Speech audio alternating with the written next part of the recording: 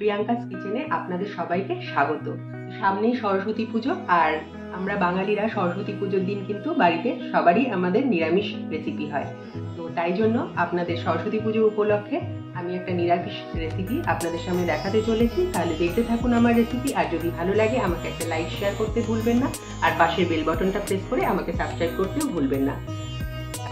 আজকের রেসিপি বানানোর জন্য আমি যে 9 রকম ইনগ্রেডিয়েন্টস নিয়ে নিয়েছি সেগুলো হলো ফুলকপি, গাজর, বিনস, ক্যাপসিকাম, কড়াইশুঁটি, আলু, কিশমিশ, কাজু আর পনির। আর এখানে নিয়েছি আমি 1 ঘন্টা ভিজিয়ে রেখেছিলাম কাজু আর আমন্ড। কয়েকটা কাজু নিয়েছি, কয়েকটা আমন্ড আমি ছাড়িয়ে নিয়েছি, এগুলো বেটে নেব। এখানে একটা কড়া বসিয়ে নিয়েছি আর আমি 3 টেবিল চামচ দিয়ে দিয়েছি সাদা তেল। এবারে আমি ফোড়নটা দিয়ে দিচ্ছি। এখানে 1 চামচ নিয়েছি গোটা জিরে, আর অল্প গরম মশলা নিয়েছি, 2টো এলাচ, 2টো লবঙ্গ আর একটা দারচিনি। ফোড়নটা কিছুক্ষণ আনিয়ে নেব। একটা বড় সাইজের আলু নিয়েছিলাম আমি, এরকম করে কেটে নিয়েছি ডুমো ডুমো করে। আর যে সবজিগুলো গলতে দেরি হবে সেগুলোই আগে দিয়ে আমি ভেজে নেব। তো আলুটা দিচ্ছি। এবারে দিয়ে দিচ্ছি গাজরটাও আমি একটা বড় গাজর নিয়েছি আর এরকম করে কেটে নিয়েছি, গাজরটা দিয়ে দিচ্ছি। কিছুক্ষণ গাজর আর আলুটা ভাজার পর দিয়ে দিচ্ছি আমি কড়াইশুঁটি। এখানে এরকম বাটির 1 বাটি কড়াইশুঁটি নিয়েছি। দিয়ে দেবো বিনস, আমি 8-10টা বিনস নিয়েছি। বিনসগুলো দেখেছেন নিশ্চয়ই, এরকম করে কেটেছি আমি। এবার দিয়ে দেবো ফুলকপিটা আমি একটু গরম জলে ভাপিয়ে নিয়েছি 1-2 মিনিট। এবার দিয়ে দিচ্ছি একটা ক্যাপসিকাম আমি বড় বড় করে কেটে রেখেছিলাম, তো সেইটা দিয়ে দিচ্ছি। যাতে বেশি গলে না যায়, ক্যাপসিকামটা একটু পরে দিলাম। এবারে দিয়ে দিচ্ছি আদা, গ্রেট করা আদা দিয়ে দিচ্ছি 1 ইঞ্চি মতো, আর দিয়ে দিচ্ছি 3টে কাঁচা লঙ্কা।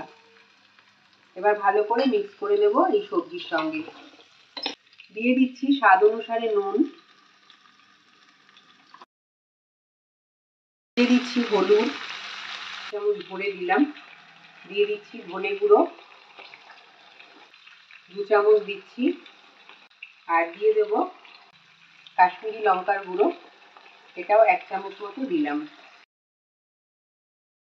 ভালো করে মিক্স করে দিয়েছি মশলার সঙ্গে সবজিটা। এবারে ঢাকা দিয়ে দিলাম, আর আঁচটাকে লো টু মিডিয়ামে রেখে মিনিট 3 আমি একটু ভাপিয়ে নেব সবজিগুলোকে।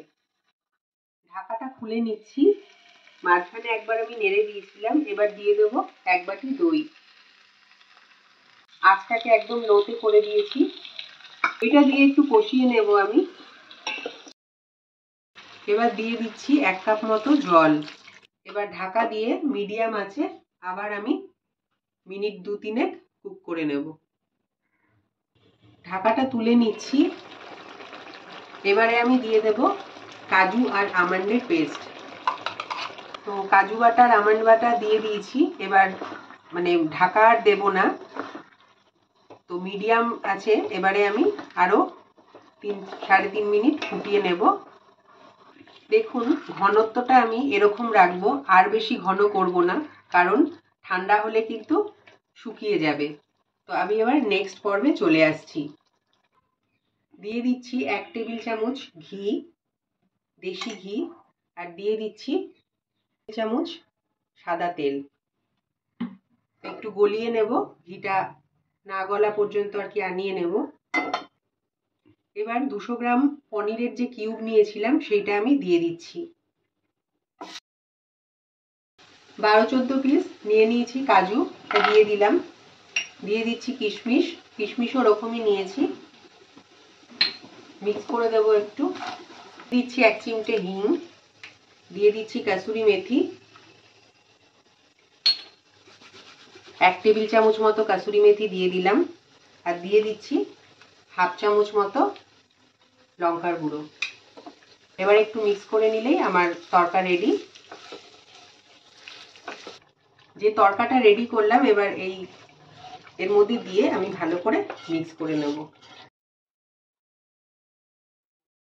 আমার রান্নাটা হয়ে গেছে, দেখুন এরকম ঘনত্ব হবে।